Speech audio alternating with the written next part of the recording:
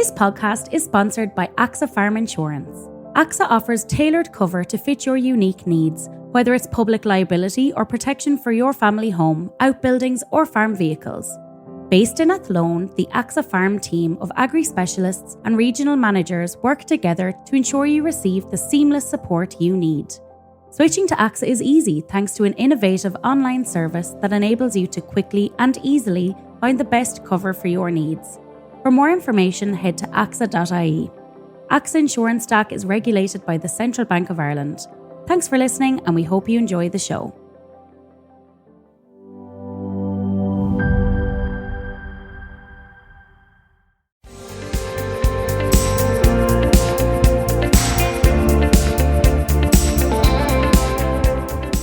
Hello and welcome to the Farming Week, the podcast brought to you by Agriland and AXA Insurance, keeping you up to date with all the latest in Irish agriculture.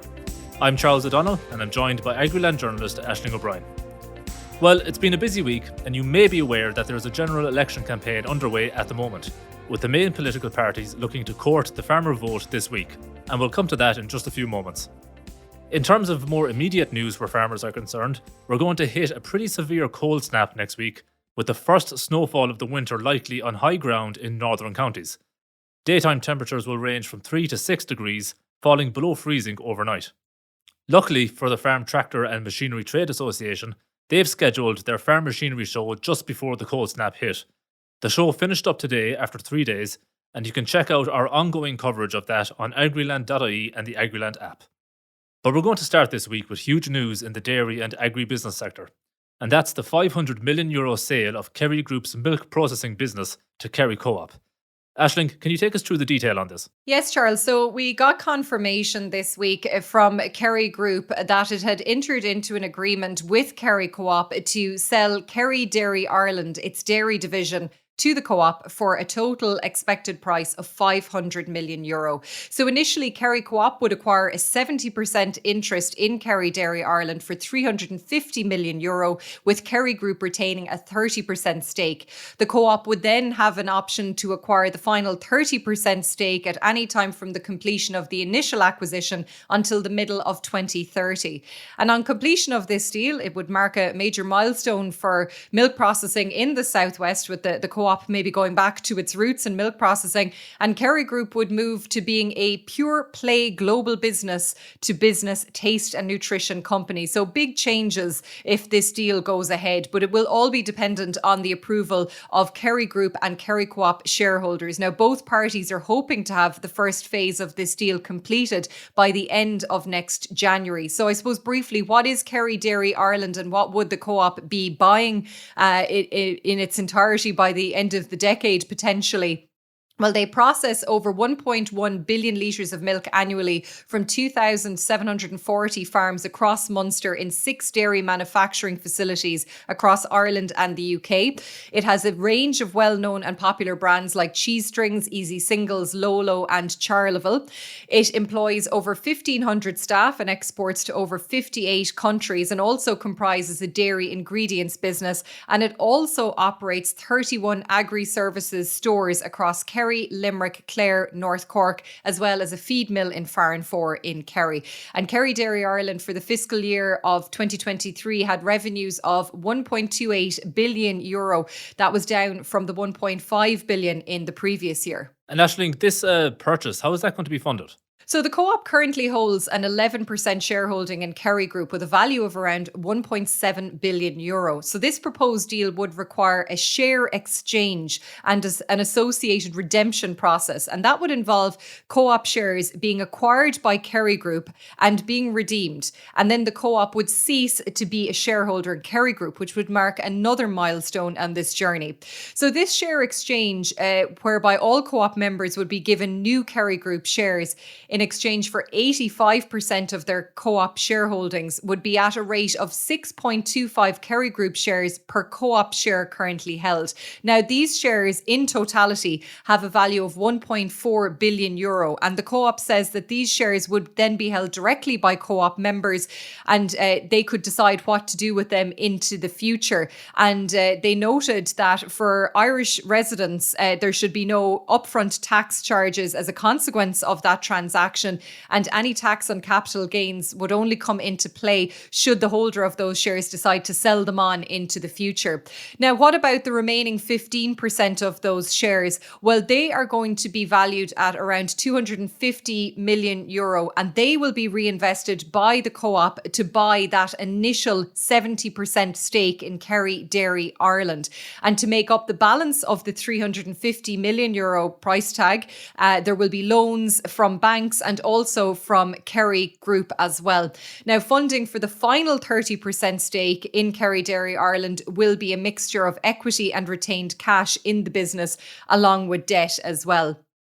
Now, what we're being told is that every current Kerry Co-op shareholders, the A, B and C shareholders, will be treated the same. They'll all own their portion of Kerry Dairy Ireland in identical fashion.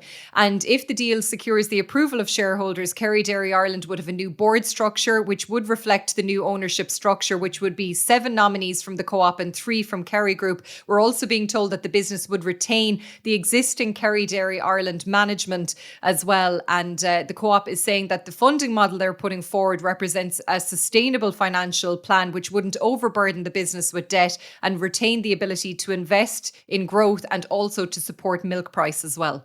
And Aisling, what does this mean for the ongoing milk price arbitration issue there? Yeah, so one of the big issues for Kerry milk suppliers, and one that was raised at the Kerry Co-op AGM earlier this year, Charles, has been this long-running dispute over arbitration when it comes to leading milk price. So as part of this proposed deal, Kerry Group will establish a 50 million euro fund for the resolution of this ongoing dispute and related claims.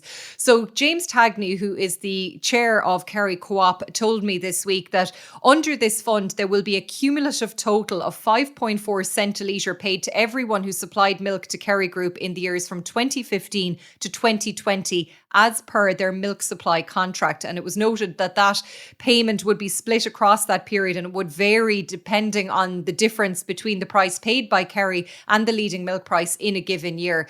So this payment, coupled with a 30 million euro payment made by Kerry Group to suppliers in 2020, Tagney told me, equates to 81% of the total arbitration claim on leading milk price by suppliers. So the Co-op, he said, considers this to be a good outcome and a win for milk suppliers as they are achieving 81% of what was sought.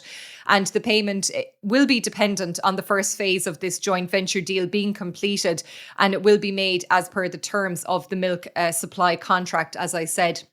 Now, Charles, speaking to some milk suppliers this week, some of them aren't happy that this arbitration has been linked to the larger joint venture proposal. They feel it should be separate. They're also unhappy that this payment is for milk supplied as per their contract, as opposed to all milk supplied over the period.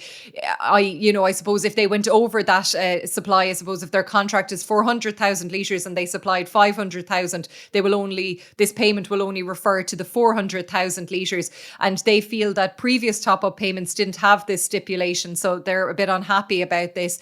And also, as part of this deal as well, Kerry Group is going to be entitled to a fixed dividend of €7.5 million per annum during the period of the joint ownership. And James Tagney said that this fixed dividend will give greater certainty to the board in managing this Kerry Dairy Ireland business and in setting milk supply, or milk price as well, I should say.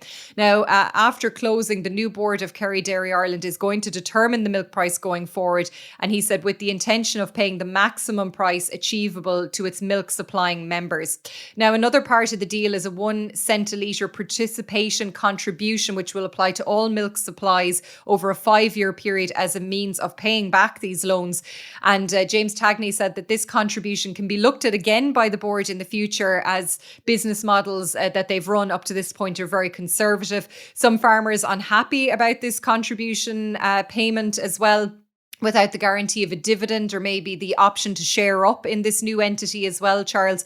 So a lot of concerns are out there as well about maybe how this might impact newer entrants as well into milk supplying. So I think there's lots to be trashed out over the coming weeks, that's for sure. And Aisling, this will require shareholder approval as well. Will you explain how that works? Yeah, so there's going to be a special general meeting of Kerry Co-op taking place on Monday, the 16th of December in Killarney. Now, the Co-op said the proposed transaction will only proceed if they get approval from the required 66% of A and B shareholders who are present at that meeting. There will be no postal vote. And the Co-op is embarking on a series of information meetings over the coming weeks across the catchment, which is Kerry, Limerick, Clare and North Cork, in a bid to secure support from shareholders. More details on those meetings, you can find those on our website and app. And all shareholders, including C shareholders who won't have a vote, have been encouraged to come to the meetings. And it will be very interesting to see what comes out, what issues are raised by suppliers and for all different types of shareholders, because I suppose, Charles, everybody's situation is unique, as it would be in most agribusiness situations. They could be milk suppliers, they could be dry shareholders, they could be people coming out of milk. So this deal may appeal or it may not, depending on where you are in terms of your shareholding in Kerry Co-op. And then from a Kerry Group point of view, there's going to be an extraordinary general meeting held for their shareholders to vote on the 19th of December. So a lot to come between now and then. Thanks for taking us through those details, Aisling. And just while we're on the issue of dairy business, we have one milk price announced for October to bring you so far as of the recording of this podcast. Lakeland Dairies has decided to increase its base price, paying 49.6 cent per litre at standard constituents and paying 40.8 pence per litre to suppliers in Northern Ireland. Now, if it wasn't for that Kerry Dairy Ireland development this week, our podcast today would have been dominated with general election coverage. But that's where we're going to move on to now. Political parties have hit the roads of Ireland looking to pick up farmer and rural votes, and as part of that, they called into the Irish Farmers Association's offices in Dublin this week to set out their stall for those farmers in attendance. So Aisling, can you tell us who said what? Yes, so on Tuesday there was a national meeting of the IFA as part of the general election campaign, and it was addressed by Fianna Fáil leader Micheál Martin, Fine Gael leader Simon Harris and Sinn Féin leader Mary Lou MacDonald, who all attended and set out their stall for farmers as the courting and the wooing of the farmer and rural vote continues ahead of polling day on November 29th. Here is some of what they had to say. It's really important that we listen to farmers, engage with farmers. I've been involved in doing that now for quite a while, both as a TD in Wicklow, but also since I became Taoiseach, I've made a very conscious effort to travel around agricultural shows and really try and ensure that my party reconnects and renews its partnership with farmers right across Ireland. I think we have to press reset on the relationship with farmers. I definitely know from speaking to farmers that they feel that they're talked at and talked down to far too often. And this is the point I'll be making today. There's a climate emergency in the world, there's no doubt about that. The planet is on fire, there's need to take action. But the responsibility for all that doesn't fall to farmers. And I hear politicians talking about farming in a way they wouldn't talk about any other part of the Irish economy. So we have to help farmers, we have to help them transition, we have to help them produce, because yes, we need to take climate action, but we also need to produce food. It's a really important part of our Irish economic model. And at a time when the risk of a transatlantic trade shock is rising, and the impact that can have on foreign direct investment in Ireland and in Europe, it's more important than ever that we support Indigenous Irish business. There's nothing more Indigenous than Irish farming. I always look forward to meeting with you, Francie, and with the IFA, and particularly in these election settings, because I think they illustrate the importance of engagement with what is Ireland's key Indigenous industry. Food security is vital for Ireland's future, and the investment and development of Irish agriculture and food production is a key priority of the Fianna Fáil party. I was here 4.5 years ago. We made commitments in terms of a food regulator, for example, and we followed through in it. Charlie McConnell brought in the legislation. That is now up and running. We have a regulatory framework there that we can advance and strengthen into the future in the interests of the primary producer. But I'm looking forward to the engagement on a whole range of issues which can give sustainability and less volatility in terms of farm incomes over the next period. We're looking forward to sharing our views, but more importantly to hearing from you on the pressing issues for this election, the manifesto commitments that we're making, but more broadly beyond the election, the future of Irish agriculture, in particular the future of the family farm and young people in farming. These are two things that we want to talk about and we want to hear from yourselves on. So that is what the leaders of the main political parties had to say in advance of the meeting. Fianna Fáil leader Micheál Martin made a commitment to farmers, Charles, to oppose the Mercosur deal and said it makes no sense to facilitate the importation of goods produced to much lower standards in terms of the environment. He said the deal couldn't be supported in its current form and that discussions are continuing. And he said he would stand by the record of his government in supporting farmers. He pointed to the Acres scheme and the establishment of the agri-food regulator as well. And he said that he wanted the country to move to an agenda of permanent security for farming and for the expansion of the agri-food industry as well. And he pointed to the election manifesto of his party, which provides over €280 million per year in new funding for agriculture. Fine Gael leader Simon Harris again made a commitment to farmers that he'll do whatever can be done to retain the nitrates derogation. He said it's an absolute national asset. He said there also needs to be improvements from other sectors like Irish water and from forestry as well, something we've heard previously. And he said if he was the Taoiseach in the next government, he will chair that Cabinet Committee on Water Quality announcement we talked about previously here on the podcast. When it comes to Mercosur, he said that the deal couldn't be accepted or supported in its current form. Now, Sinn Féin leader Mary Lou MacDonald was slightly different in her take on Mercosur, ruling it out entirely. She didn't feel that there was any room for negotiation when it came to Mercosur because she felt that it was regressive and offers nothing positive for Ireland at all. And she said waiting for negotiations to conclude on an additional legal instrument for a bad trade deal will not reduce the damage that Mercosur could cause to the environment and to farmers as well. And she did point to her party, if it was put into power, it would fight for an increased budget for CAP. And she said that they would also deliver an enhanced and simplified suckler payment for beef farmers, and there would also be payments for sheep farmers as well. So look, there's a lot of promises being made, but there's a lot of asks as well, because it is a general election campaign, and the IFA published its general election manifesto calling on the next government to prioritise the competitiveness of the agriculture sector. Their asks are summarised in an acronym called CENTRAL, which covers CAP, the environmental scheme, also known as Acres, the nitrates derogation, trade deals, regulation, additional funding for vulnerable sectors, and the land tax. And I suppose one of their interesting things is calling for a complete overhaul of the Acres scheme, and they're calling for a new environmental scheme similar to REPS, which was popular with a lot of farmers out there, with a minimum payment of €15,000 per farm. So a lot there, and full details of that manifesto on our website and app.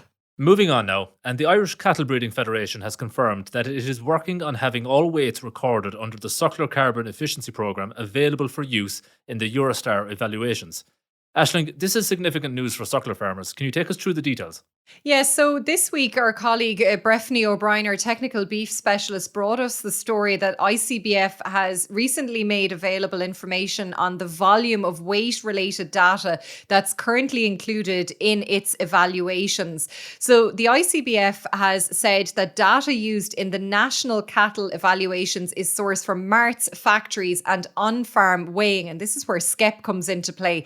And the ICBF CEO Sean Coughlin explained to Agriland that weights recorded by farmers for SCEP are not currently used in the evaluations, but weights recorded by technicians are used. Now, I understand that when it comes to on-farm weighing, about 10% of on-farm weighing would be done by technicians and the remaining 90% by farmers.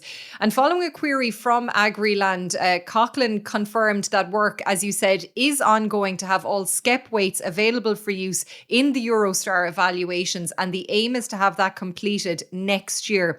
And the inclusion of SCEP weights, he said, is part of a suite of improvements that are currently in the research phase. And he said it's very important that ICBF can stand over the evaluations that it produces. And he said at any time that a large amount of new data is included, the evaluations will change. And if the star ratings on a farmer's animals go down, they will want to understand why. And he said that's fair and reasonable, but we must also be able to stand over the reason why they have changed as well. And he said that's why they're doing a lot of validation work on the weights and the subsequent evaluation. Now, the Irish Cattle and Sheep Farmers Association, Charles, has been very strongly critical of ICBF this week for excluding calf weight data collected by farmers under SCEP from their genetic evaluations. And the chair of the Suckler Committee with the association, Jimmy Cosgrave, said that farmers had been angered to learn that weight data that they'd collected under the programme is not included in genetic evaluations. He said that farmers diligently weigh cattle as part of SCEP, and they fully expected the data that they collected to contribute directly to ICBF's genetic evaluations. And he said that the ICSA doesn't accept the ICBF's reasoning for excluding farmer collected data. He said that the ICBF's claim that the data must pass through a series of quality control checks before it's eligible for inclusion, and that they're working on validating weights, rings hollow. He said that SCEP is a fully audited, cap-funded scheme, and if the weights meet all of the Department of Agriculture and EU audit standards for payments, it's baffling that ICBF considers them insufficient for genetic evaluations. And he said that farmers are rightly angered that the data that they collect is being ignored. And we did get confirmation from the Department of Agriculture this week as well, Charles, that about 15,500 herds participating in SCEP had submitted valid weights by the deadline of November 1st.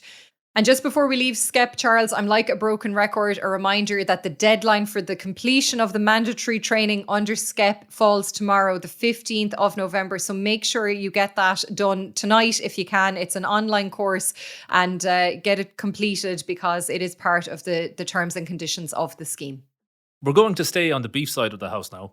And Aisling, you were recently speaking to one of the most important players in the organic beef processing sector on how things are in the organic meat sector at present and where it can go in the future. We know that there is some frustration there among organic farmers in terms of the differential, or lack thereof, between organic beef prices and conventional prices. So what did you learn? Yes, so this was comments made by John Purcell, the managing director of the organic beef processor Good Herdsman, which of course is owned by ABP, while he was addressing the recent BioFarm conference held in Limerick. Now, he told the conference that prices for Irish organic beef should reach up to €6.60 a kg by next March, and a steady supply of cattle is needed as well to meet demand. He said that in Ireland, only around 2% of the national herd of 6.5 million bovines is organic, including dairy animals.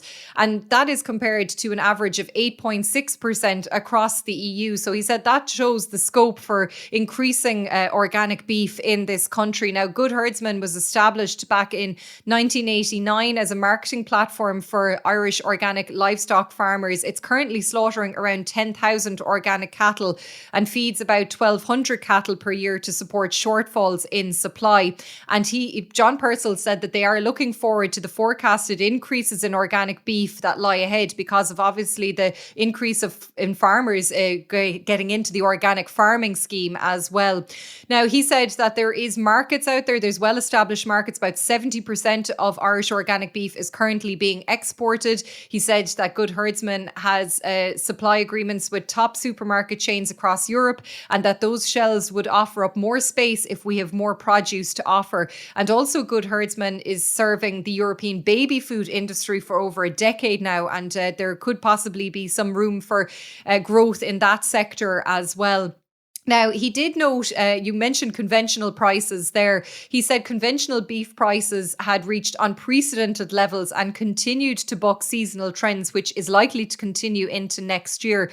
And as a result, he said Good Herdsman pricing models for the last 2 months of 2024 looked out of sync with the rest of the industry. And that has been amended. So they basically added 25 cent a kg to the template price, which should make the price end up at around €6 a kg by Christmas. And he said that Good Herdsman would continue to offer 3-month pricing templates, and it's expected that prices in the first 6 months of 2025 would be up 8% on the same period this year. And he said that we should reach about 650, 660 a kg by March of 2025. Now, he did outline the different margins that were achieved by different beef finishing systems, and he did point to issues maybe when it came to winter finishing and the need to instill maybe more confidence in that. And he said that Good Herdsman would be seeking to improve confidence across all different finishing systems when it came to organic beef. And, along with saying that the markets are there, he also said the capacity is there as well to, there's an estimated slaughtering of maybe 20,000 finished beef cattle available in 2025. And he said the industry can handle that amount, but he does say that we should maybe try and make sure that that's a 52-week supply across the whole year, as opposed to maybe certain times of the year where lots of cattle are coming out and then there's a drop off in supply in others. So interesting words there from John Purcell on organic beef. We're going to end this week on a heartwarming story from County Waterford, where residents in one village took it on themselves to reopen their local pub over a year after it closed. Can you tell us more about this, Aisling? Yeah, this is a lovely story from our colleague Caroline Allen this week. Houghton's Pub, I hope I'm pronouncing that right. It's 5 miles outside the village of Kilmeaden, halfway between Kilmeaden and Kilmacthomas on the Waterford Greenway. And the pub is believed to date back 200 years, but around 14 months ago, the owners decided to call time on their running of the pub. But now 13 loyal customers have banded together, Charles. They've come together to reopen their local, which they said was a huge loss to the local community. So they put their money where their mouth is. They put the money into the pot to carry out essential work and to lease out the premises. And the shareholders all bring their own skill sets to this venture, but actually none of them are barmen, which is very interesting, Charles. They'd rather be on the other side of the bar. Ross Kavanagh, who's one of these 13, told us. But he said the aim was to get the pub open and to cover the costs. And they were nervous about the undertaking, but the support and the reaction has been tremendous. And local bars and businesses have provided advice and loans of equipment. And, they've managed to get them up and running. There's no long-term plans at the moment, but they're just happy to have their little pub with a big character open, is what Ross said. And there seems to be a great tradition of sing-songs in this pub, playing cards, a real, I suppose, harking back to the days before, what's the Wi-Fi code, barman? There is no Wi-Fi in this pub, so it is a real social spot for the locality, and fair play to everybody for coming together to make this happen, and we wish them a lot of success. I believe there's a lot of bookings coming in for Christmas parties, Charles, as well, so the future looks bright, so fair play to everybody involved in that. Yeah, absolutely, Aisling. That unfortunately brings us to the end of the show. Just before we go, we just wanted to turn your attention to a story you can check out on Agriland.ie and the Agriland app at the moment, which is on research showing which county in Ireland is the best to start a farm business. So some very interesting findings there. We also want to let you know that the latest episode of our sister podcast, AgriFocus, is now available, featuring IFA Animal Health Chairperson TJ Maher. The latest episode is all about TB and TB eradication, so it's essential listening for cattle farmers, and it's available on Agriland now. But that's where we'll leave it for today. Please don't forget to rate, review and follow The Farming Week on Spotify, Apple Podcasts or wherever you get your podcasts. We'd love if you could spare some time to give us 5 stars and share The Farming Week with anyone you think might be interested. From Aisling and myself, mind the weather and have a good weekend.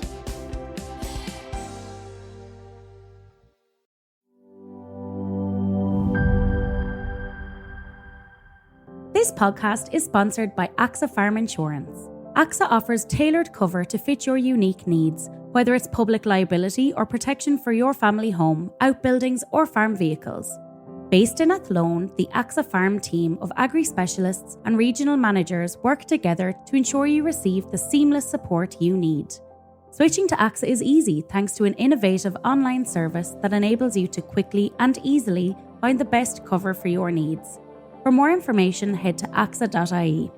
AXA Insurance Stack is regulated by the Central Bank of Ireland.